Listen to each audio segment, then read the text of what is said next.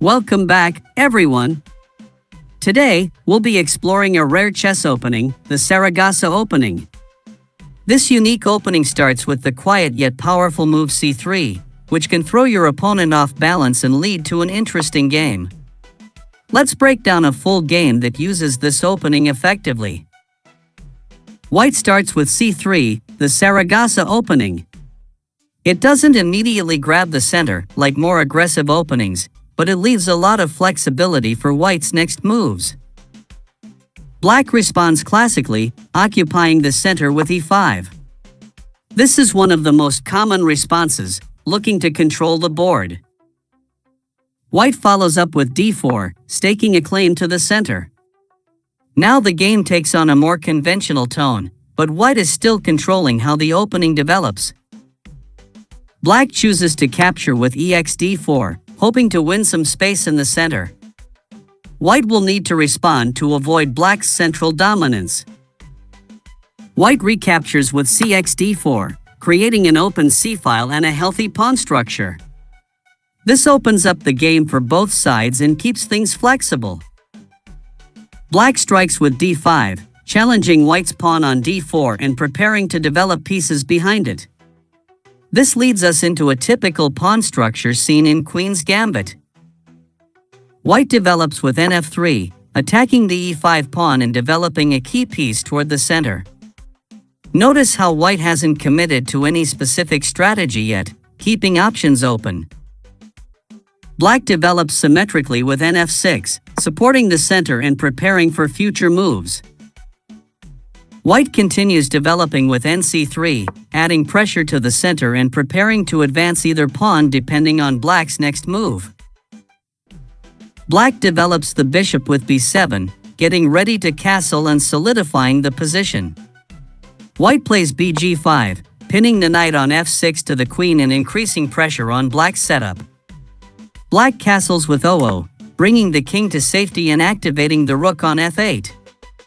Now both sides are ready to battle in the center. White quietly plays e3, allowing the light-squared bishop to come into play while maintaining solid pawn structure. White's game plan remains flexible. Black plays h6, trying to unpin the knight on f6 by forcing the white bishop to make a decision. White retreats with bh4, maintaining the pin. White wants to keep as much pressure as possible while finalizing development. Black plays c6, strengthening the d5 pawn and preparing to expand on the queen side. White develops the last minor piece with bd3, preparing to castle and focusing on a kingside attack. Black brings another knight into play with nbd7, further defending the center and planning potential future attacks. White castles kingside with oo, ensuring the king's safety and activating the rook. Black centralizes the rook with re8, planning future tactics and keeping up the pressure on the e4 square. White plays qc2, eyeing the h7 pawn for future tactics while supporting the bishop on d3. Black retreats the knight with nf8, likely planning to redeploy it to a better square. White brings the other rook into play with erf1, supporting the e3 pawn and giving extra control over the center. Black tries to break through with c5, attacking White's center and looking for counterplay on the queen side. White captures with dxc5, opening the position while forcing Black to decide how to recapture. Black recaptures with the bishop, keeping active and preparing to control the open lines. White activates the rook with rad1, aiming it at the open d-file to target Black's weaknesses. Black develops with b6, trying to simplify and exchange off White's strong bishop. White strikes with nd4, threatening the knight and creating tactical chances.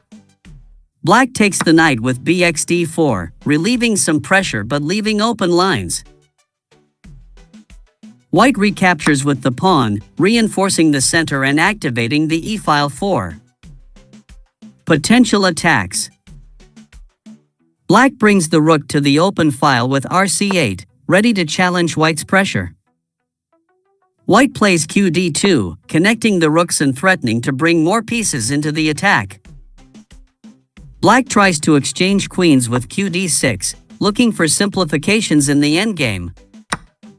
White sacrifices the bishop with bxf6, destroying black's kingside structure and setting up a strong attack. As you can see, this full game shows the potential of the Saragossa opening when used in the right hands. Even though it starts quietly, it can build up into a powerful, flexible attack. Give this rare opening a try and see how your opponents handle it. Don't forget to like and subscribe for more chess content. See you next time.